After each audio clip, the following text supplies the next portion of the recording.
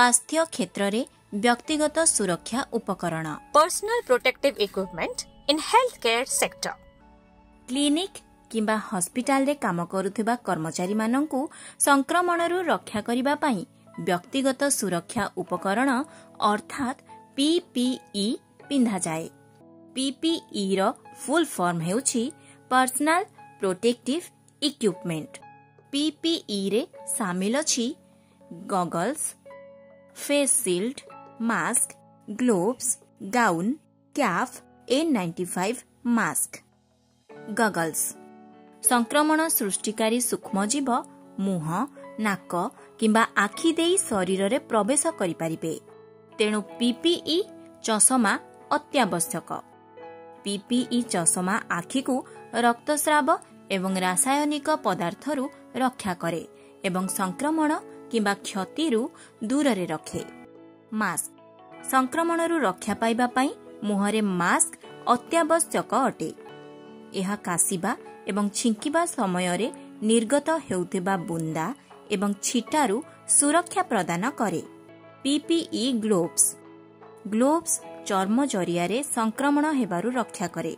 रक्तस्राव किंबा अन्यान्य संक्रामक पदार्थ सहित संक्रमण माध्यम रे व्यापी पारुथिबा संक्रमण को रोकिबा पई ग्लोव्स व्यवहार करा जाए।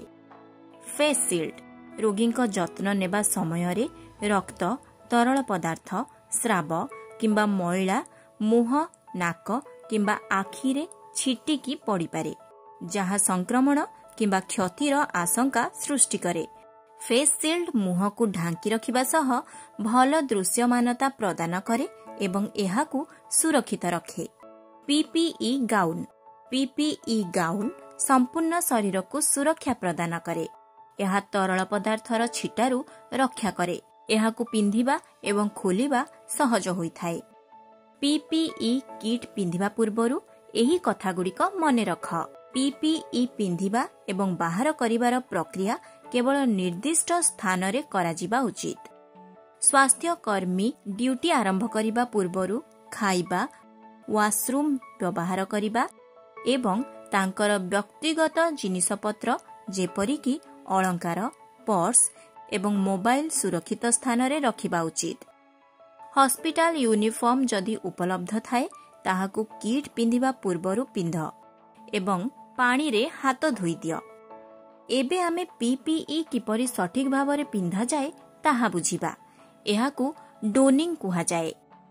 सबुठु प्रथमे हैंड सैनिटाइजर साहाय्य रे हाथ को भल भावरे सफा कर। तापरे निज हाथरे भल भावरे फिट हेउथिबा सठिक आकारर ग्लोव्स बाछ। तापरे ग्लोव्स गुडी को निजर आंगुठी रे ठीक भावरे पिंध एवं धीरे धीरे सेगुडी को मणिबंध पर्यंत टाण एवं पिंध, जेपरिकी हाथ गुड़िक कौनसी बाह्य वस्तु संस्पर्श रे न आसिब। एबे डिस्पोजेबल मास्क एवं डिस्पोजेबल कैप पिंध। एहा परे गाउन पिंध। मने रख जे गाउन सूट कौनसी स्थानरू चिरिथिबा उचित नुहे।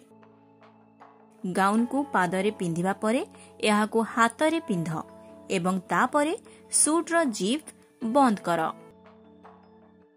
जदि जीप रे फ्लाप अछि तेबे एहाकू लगाई दियो। पुणी थरे चेयर रे बसी जाओ। जोता कवर को उपरु धरी पादर आंगुठीर उपर भाग को आण। अन्य जोता कवर को मध्य एही परी पिंध। एबे तुमको N95 मास्क पिंधिबा को पड़िबो। N95 मास्क को हाथ रे धर। निश्चित कर जे मास्क रो पट्टी बाहर को झुलुछि। एबे मास्क को निजर मुहरे लगाओ। पट्टी को टाणी कान पछरे लगाई दियो। एहा परे पीपीई गाउन रो कैप एवं चषमा पिंध। तापरे बाह्य ग्लोव्स पिंध एवं फेस शील्ड पिंध। एबे आमे देखिबा किपरि पीपीई किट को सठिक उपाय रे गोटिए परे गोटिए बाहर करिबा। एहाकू डोफिंग कुहा जाए। सबुठु प्रथमे बाह्य ग्लोव्स जीवाणु मुक्त करी काढ़िबाकू पड़िबो। प्रथमे हाथ को हैंड सैनिटाइजर साहाय्य रे सफा कर। तापरे बाह्य ग्लोव्स काढिबा समयरे ध्यान दियो जे भीतर ग्लोव्स जेपरिकी छिंडी न जाए किंबा संक्रमित न हुए। गोटिए ग्लोव्स को कांध पाखरे धरी ओलटा करी हातरे धरी रख। तापरे बुढ़ा आंगुठी व्यवहार करी अन्य हातर बाह्य ग्लोव्स मध्य काढ़ी निर्दिष्ट बाक्सरे रखिदियो। एही प्रक्रियारे जणे पर्यवेक्षकंक साहाय्यरे पीपीई जांच करिबा गुरुत्वपूर्ण। निश्चित कर जे अन्य साथी तुमर पीपीई को छुई नाहांती। कौनसी संक्रमित वस्तु एहाकु छुईछि कि नाही ताहा देखिबा पई पीपीई को जांच कर। जदि किछि लागि रहिछि तेबे एहाकु सैनिटाइजर साहाय्यरे सफा करि दियो। सैनिटाइजर साहाय्यरे ग्लोव सफा करिबा मध्य गुरुत्वपूर्ण।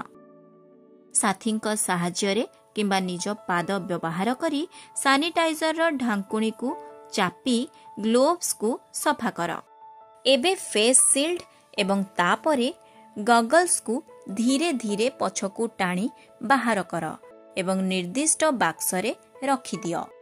सैनिटाइजर साहाय्यरे ग्लोव्स सफा कर। पीपीई गाउन रे थिबा फ्लाप को खोल। तापरे एहार जीप खोल एवं पीपीई गाउन रो कैप काढ़ी दियो। ग्लोव्स को सैनिटाइजर द्वारा सफा कर।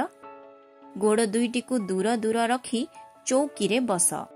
जोता कभर रो गंठी खोल। एबे कांधरू पीपीई गाउन को धरी अंटा पर्यंत ओल्हेई दियो। तापरे निज हाथ को गोटी गोटी करी ओलटा करी काढ़ी दियो। पीपीई गाउन रो भीतर पृष्ठ को धरी गोड़रे तळ आड़ को रोल कर एवं गोटी गोटी करी गोड़ को बाहर कर। पीपीई गाउन रो बाह्य पृष्ठ भीतर पृष्ठ आड़ को रोल होई जिवो। एबे एहाकू ठीक भाबरे रोल कर एवं निर्दिष्ट बाक्सरे रखि दियो। ग्लोव्स को सैनिटाइजर साहाय्यरे सफा कर। N95 मास्क काढ़िबा पूर्वरु मास्क रो पृष्ठ को स्पर्श कर नाही। दुईटी स्ट्राफ को गोटिए गोटिए करी टाणी फेस मास्क काढ़ी दियो एवं निर्दिष्ट बाक्सरे रखि दियो।